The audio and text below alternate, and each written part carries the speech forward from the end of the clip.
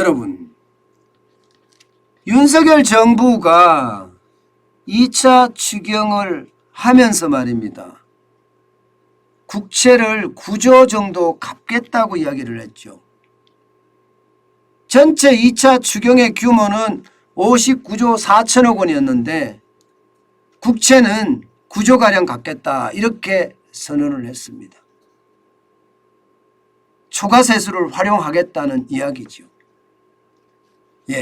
여기에다가 지출 구조 조정을 통해서 7조 정도도 만들고요.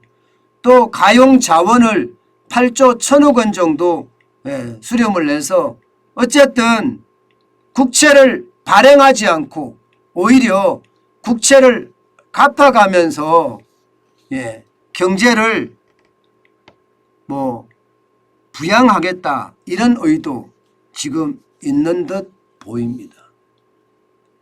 그렇게 되면 여러분, 그렇게 되면 보시는 것처럼 이게 우리 국가 부채가 조금씩 줄어들어요. 본예산 기준으로 했을 때 말입니다. 총 지출은 607조 7천억 원이었죠. 총 수입은 553조 6천억 원이었고요. 그러면 국가 부채는 1064조 4천억까지 늘어난다. 그러면서 관리재정수지, 관리재정수지는 나라의 순수한 빚을 말합니다. 94조 1천억 원 정도 예상을 했습니다. 문재인 정부 마지막 추경인 2021년도 1차 추경, 여기에서는요 이게 대통령 선거를 앞두고 돈 풀기 했던 거 아니에요? 16조 9천억 원인가 했죠. 그죠? 그러면서 1차 추경을 하면서 올해 예산은 624조 3천억 원이었습니다. 실제 들어오는 것은 553조 6천억 원이고요. 그러니까 국가 부채는 1075조 7천억까지 늘어났습니다. 그러다가 2차 추경에서는 세수 계산이 잘못됐다. 553조 6천억 원이 아니라 608조 3천억 원이더라. 세수에서 실제로 남는 금액이 45조 내지는 53조까지 늘어나더라. 53조까지. 그 내용을 말입니다. 이게 세출 구조 조정한 예산하고 가용 예산, 잉여 예산이라든가 남아있는 예산들이 있잖아요. 그것까지 합쳐서 59조 4천억 원을 편성을 하고 그중에 9조는 쉽게 말하면 국가 부채를 갚겠다.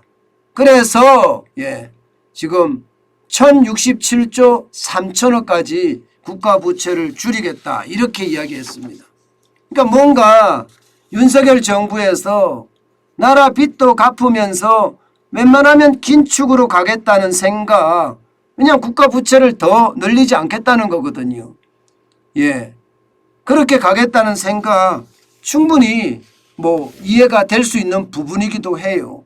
모두들 지금 국가 부채에 대해서 걱정을 하니까 말입니다. 그렇지만 여러분, 이게 간단한 일만은 아닙니다. 지금 당장은 좀 줄어 보여요. 그러나 관리재정 수치가 늘어나는 걸 보세요. 관리재정 수지가 늘어나는 걸 보면 여러분, 1차 추경을 하고 나니까 관리재정 수지가 110조 8천억까지 늘어납니다. 물론 2차 추경을 하니까 관리재정 수지는 오히려 줄었습니다. 108조 8천억 원을 줄었어요. 그러니까 1년에 나라 부채가 나라 부채라고 하긴 그렇지만 나라 재정이 계속 적자가 난다는 거예요. 108조 8천억 원. 지금보다가 여러분, 지금보다가 부채가 더 늘어나지는 않겠지만 국채를 덜 발행하니까. 그러나 일반적으로 매년 발행하는 국채가 있습니다. 적자 국채가. 보통 보면요, 적게는 100조에서 문재인 정부 때는 많을 때는 180조까지도 적자 국채를 매년 발행을 했잖아요. 내년에 가도 마찬가지 적자 국채는 100조 이상을 발행을 해야 될 겁니다. 그렇게 되면 여러분 3년 뒤에 무슨 일이 일어나느냐. 여러분 이거 한번 보세요. 2025년 3년 뒤에 가면요, 국가 부채가 1408조 5천억까지 올라가고요. 여기에 GDP 대비 부채 비율은 58.3%가 된다는 뜻이에요. 58.8%예요. 그런데 이것도 4.3%가 성장한다는 전제거든요. 성장한다는 전제. 만약에 4.3%가 성장을 하지 못하면요. 부채는 더 늘어나겠죠. 그러면 GDP 대비 부채 비율은 1 터졌다가 60% 넘었다예요. 60%가 넘을 확률이 굉장히 많다는 겁니다. 당장 말입니다. 이게 기획재정부에서 국회에 보고한 자료입니다. 그 보고한 자료에 보면 2020년에는 1068조 3천억 원, 그리고 내년에는 1175조까지 100조가량 늘어나죠. 그죠? 100조. 그죠? 1175조 4천억 원도 늘어나고요. 그 후년에는요. 1291조. 또 그만큼 늘어나나요? 또 100조가량 늘어나네요. 100조가 더 늘어나네요. 100조가. 120조가량 늘어나네요. 1291조 5천억 원. 그리고 그 다음에 2025년에는 1400입니다. 1400. 또 한 110조가량 100조가량 늘어나죠. 1408조 5천억까지 말입니다. 그러니까 결국은 지금 기획재정부에서 예상한 거 이게 4% 성장, 4.3% 성장은 거의 불가능할 거라고 보거든요. 그렇다면 여러분 결국 부채는요 그만큼 더 늘어날 수도 있다는 이야기입니다. 죄송합니다. 4.3%가 아니고요. 4.6%네요. 경상 성장률이 4.6%를 반영한 수치다. 이렇게 이야기하고 있네요. 그러면 이게 여러분 예상했던 것보다 성장을 못했을 때는 그에 대한 충격치가 그대로 올 수 있다는 겁니다. 특히 말입니다. 여러분. 여기에서 통합재정수지는 뭐 4대 보험이나 4대 연금이나 이걸 포함하는 수치니까 이건 빼고요. 관리재정수지 보자고요. 나라의 직접적인 살림인 거예요. 이거를 보면 여러분 2022년에는요. 여러분 보세요. 94조 7천억 원이 적자입니다. 2023년 내년에는 104조 7천억 원이 적자고요. 2024년에는 108조 4천억 원이고요. 2025년에는 109조 2천억 원이에요. 이런 걸 보면 여러분 참 큰일 났구나. 나라 부채가 이렇게 계속 올라가잖아요. 그러면 국가 신용 등급이 괜찮을까요? 저는 국가 신용 등급이 떨어지면 그때 또 한 번의 충격이 올 수 있는 그런 가능성이 굉장히 크다고 봅니다. 또 한 번의 충격이.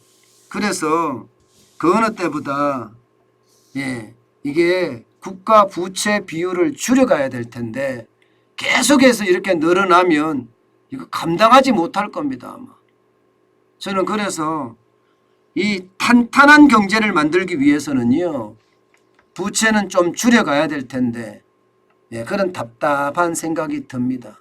그나마 말입니다. 윤석열 대통령은요.